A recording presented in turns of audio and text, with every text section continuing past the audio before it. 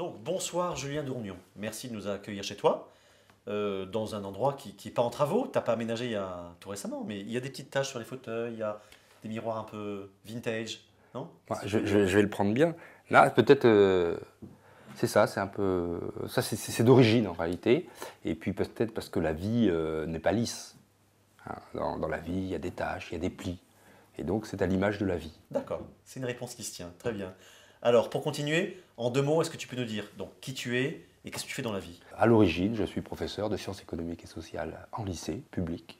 Ensuite, j'ai travaillé à l'UFC Que Choisir, dont j'ai dirigé les études et la communication. Et puis récemment, j'étais conseiller au cabinet du ministre du redressement productif, Arnaud Montebourg. Et j'ai rejoint Nouvelle Donne quelques mois après sa création. Et était candidat d'ailleurs sur la liste Île-de-France aux européennes. D'accord. Et donc, toi, tu arrives avec une idée, c'est pour ça qu'on vient te voir ce soir, c'est le revenu de base, le RDB. Qu'est-ce que c'est que ce RDB? Il sort d'où? C'est quoi? Le revenu de base, qui porte aussi d'autres noms, comme dividende universel ou revenu d'existence, c'est un revenu qui a trois propriétés fondamentales pour bien le comprendre. C'est un revenu qui est universel, c'est-à-dire qu'il est versé à tout le monde. Enfants, adultes, personnes âgées, sans exception. Il est donc universel. Au sein d'une communauté politique, quand on dit universel, ce n'est pas dans le monde entier, c'est par exemple en France. Deuxième propriété, il est individuel. Donc il n'est pas versé au ménage, par exemple, c'est-à-dire à un ensemble éventuellement de personnes. Chaque individu, c'est un droit individuel. Troisième propriété fondamentale, il est inconditionnel. C'est-à-dire qu'il n'y a aucune condition à remplir pour le percevoir. Comme on va plutôt dans un type de société où l'emploi et le plein emploi va décroître vraisemblablement, comment on va le financer? D'un point de vue arithmétique, on peut facilement financer un revenu de base de 500 € par personne et par mois. Ça correspond au... Sans je dirais, porter atteinte à la situation des entreprises françaises dans la concurrence internationale. C'est-à-dire sans changer les traités, avec une France ouverte au commerce international. Voilà. Alors évidemment, ça oblige à simplifier le système fiscal.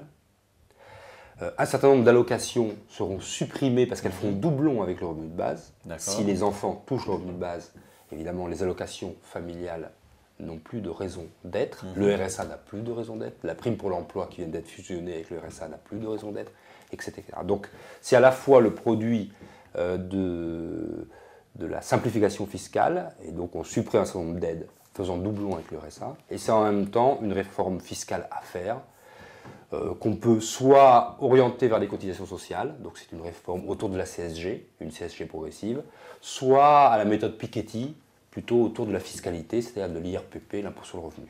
D'accord. Je dirais le gène du changement qu'apporte le revenu de base sera introduit, c'est-à-dire que désormais, une partie du revenu de droit sera découplée de l'emploi. Alors ça, je comprends bien, mais j'ai quand même l'impression qu'effectivement, pour les gens, et même pour moi, là, maintenant, quand j'ai compris qu'on ne me laisse jamais tomber, donc quand je ne serai jamais, entre guillemets, SDF, comme maintenant on peut être SDF sans avoir aucun revenu.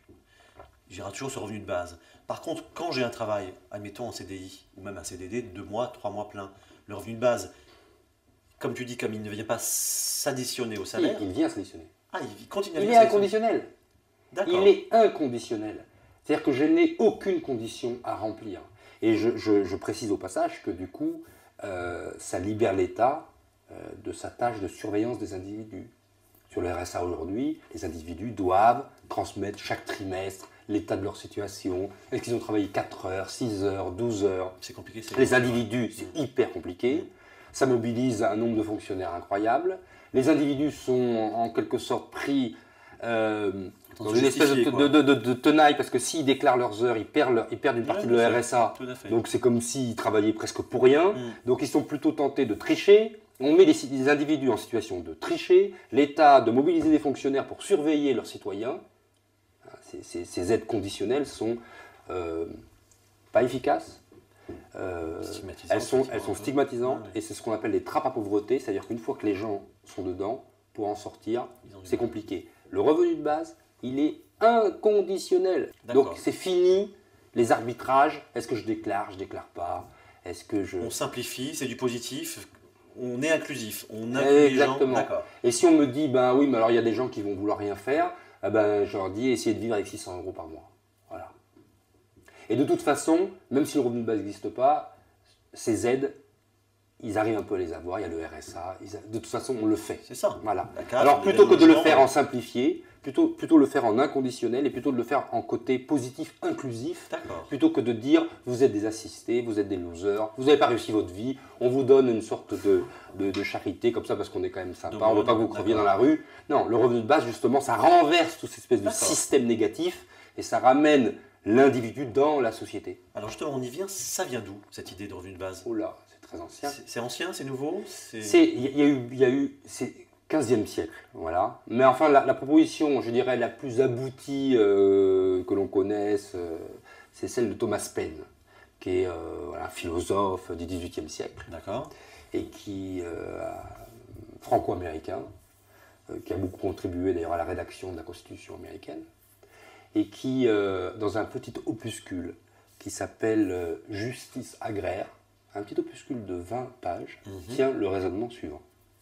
Il dit, la terre, parce qu'à l'époque la terre était la principale source de richesse, il dit, avant qu'il y ait des propriétaires, la terre n'appartenait à personne. Ce qui est vrai. Dieu n'a pas créé les droits de propriété. Oui. Et il se trouve qu'avant qu'il y ait les propriétaires, la terre avait un rendement.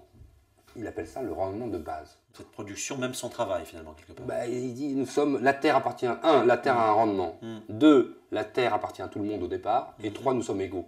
Conclusion, chacun devra avoir une petite part du rendement de la terre. Ouais. Il me semble qu'il y a aussi une notion, parce que j'ai lu un peu des choses là-dessus, qui sont la valeur ajoutée quelque part.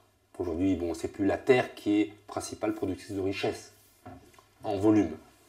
C'est l'intelligence humaine. C'est ce qu'on appelle le progrès technique, c'est quoi? C'est de l'intelligence humaine. Le revenu de base peut se justifier en disant le progrès technique dont bénéficient les entreprises et qu'utilisent les entreprises est une production sociale, ça veut dire qui ne pourrait pas exister si la société n'était pas ce qu'elle est. Sans la société, ces entrepreneurs ne seraient rien. Sans Marie Curie, ces entrepreneurs ne seraient rien. Sans les centres de recherche, oui, mais financés par le public, financés par l'État, mais même sans la culture, sans Picasso, sans ce qui fait la France, sans les infrastructures, sans le système éducatif, sans le patrimoine scientifique et culturel de la France, il n'y aurait pas de progrès technique. Et si aujourd'hui cette interview a lieu, dans les conditions qui sont celles que nous connaissons, c'est avec cette caméra, cet éclairage, parce qu'il y a eu des générations d'ingénieurs pour inventer cette caméra, pour inventer cette lumière. Donc on bénéficie que par d'un héritage. Et tout producteur bénéficie d'un héritage. Le revenu de base, c'est la juste redistribution d'un héritage collectif, qui n'appartient à personne et donc à tous.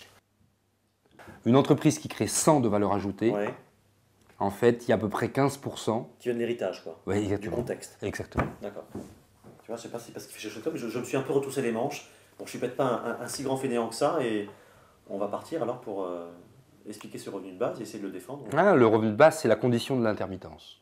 Voilà. Et d'un certain point de vue, les artistes sont en avance. Voilà. Que fait un artiste? Il n'est pas en plein emploi, un artiste. Il n'est jamais en plein emploi. Il est en pleine activité. Et dans cette pleine activité, il y a une période d'emploi et des périodes de non-emploi. Est-ce qu'elle veut dire qu'il est exclu? Qu'il est en échec? Pas du tout. Est-ce qu'un artiste qui n'est pas dans un contrat parce qu'il n'est pas en train de jouer, mais il est en train de réfléchir à sa prochaine pièce, il lit des pièces, il réfléchit, il est en train de créer, il est chez lui, dans un cadre chez lui, quoi, informel, est-ce qu'il est exclu? Non, il est en activité, ça pose aucun problème à la société. Donc les individus, peu à peu, vont avoir à peu près les mêmes rythmes, je dirais, que les artistes, c'est-à-dire des périodes d'emploi, des périodes de non-emploi, mais toujours en activité. Ce qui compte, au fond, pour un individu, dans la société de demain, ce n'est pas d'avoir un emploi 45 ans d'affilée. D'ailleurs, même les gens ne le veulent pas. Les jeunes, ils ne le veulent pas. Voilà. Donc c'est d'exister par le travail. Non, c'est d'être en pleine activité. C'est ça, voilà. Enfin, par la valeur positive de l'activité, effectivement. L'activité, que j'apprenne une langue étrangère, que je sois dans un emploi, que je ne sois pas dans un emploi, que je travaille dans une association. C'est l'activité. Donc il faut rechercher une société de pleine activité et pas de plein emploi. Merci Julien. Effectivement, j'espère que cette émission va donner de l'espoir. En tout cas, nous, on a consacré un peu de temps, sans revenu de base, mais du temps bénévole aussi, du temps libre, de l'énergie. Mais je voudrais dire une dernière chose, c'est Oui. que ce n'est pas une utopie très lointaine, c'est-à-dire qu'il faut y aller. Et je signale d'abord que les Verts l'ont inscrit dans leur plateforme programmatique, Ouais. que le parti Podemos l'a inscrit dans sa plateforme programmatique. Donc, il est l'heure. Donc c'est une idée qui travaille vraiment la société pas loin C'est de une chez idée nous, qui là. travaille, D'accord. donc il faudra du temps de mise en œuvre, etc. Mais idée c'est la psychologique, tendance, c'est la ouais. pente de la société. De même qu'on dit qu'il y a une baisse du temps de travail, que ça fait un siècle Mm.